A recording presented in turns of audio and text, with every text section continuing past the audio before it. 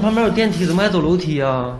别提了，我乘不了电梯，于法斌不让我乘。于法斌是谁呀？为啥他有什么权利不让您坐电梯？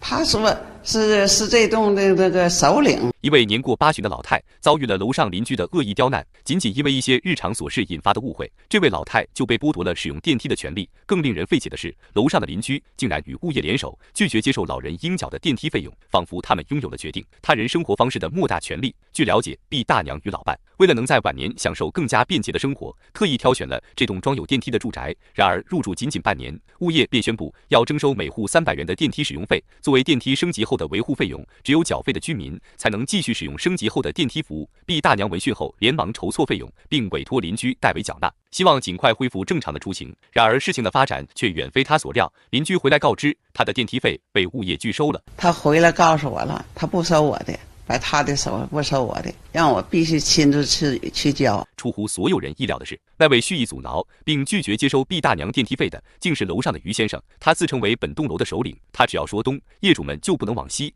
那么他到底是何方神圣，能随意剥夺别人使用电梯的权利呢？两人间又存在着何等恩怨呢？据毕大娘所说，事件的根源源于一次简单的漏水问题。毕大娘楼上的楼长因为家里漏水，从而波及到了楼下的毕大娘家，于是毕大娘便找楼上协商。没想到对方看他年老体弱，认为毕大娘是个软柿子，所以对他的诉求丝毫不理会，漏水问题始终未得到解决。愤怒之下，毕大娘决定将楼上告上法庭，维护自己的合法权益。经过漫长的诉讼过程，漏水问题最终得到了公正的裁决。然而事情并未就此平息。1年后，当毕大娘准备缴纳电梯费时，便遭遇了那位楼长的蓄意报复。为了恢复自己使用电梯的权利，毕大娘不得不再次与楼长进行沟通。经过一番波折，楼长终于勉强同意，毕大娘可以继续使用电梯，但前提是她必须签署一份没有任何责任的承诺书。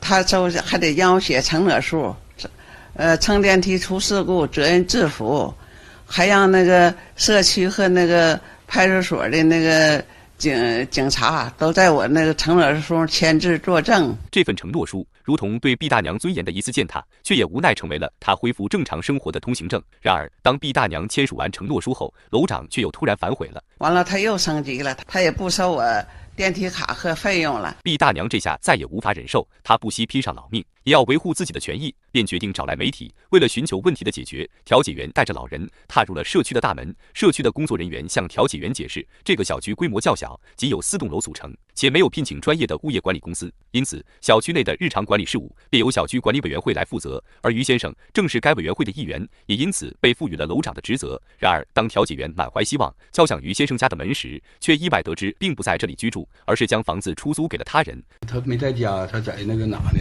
在铁岭呢。那您看，您能帮忙跟那个您的弟弟通个话吗？大夜里找到我们，我们就觉得特别可怜。80岁，每天爬6楼，对不对？随后租户也是帮忙打了电话，可对方一听是关于毕大娘的事，就直接拒绝调解并挂断电话。没人管这事。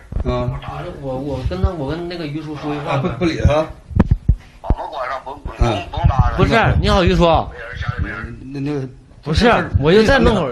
这事和你没关系，和我也没关系。这事完事你再找地儿去啊。社区的工作人员还透露，他们曾多次尝试调解老人与楼长之间的纠纷，但均以失败告终。这不禁让人疑惑，一个楼长究竟是如何拥有如此巨大的权力，以至于能够决定一位老人的出行自由？面对这一困境，调解员最终选择了报警处理。在民警的介入下，于先生终于被约谈。经过多方的共同努力和耐心沟通，于先生终于良心发现，同意收取老人的电梯费。这也意味着老人从此将告别爬楼梯的艰难日子，重新获得了自由出行的权利。对此，你们有何看法呢？我们下期再见。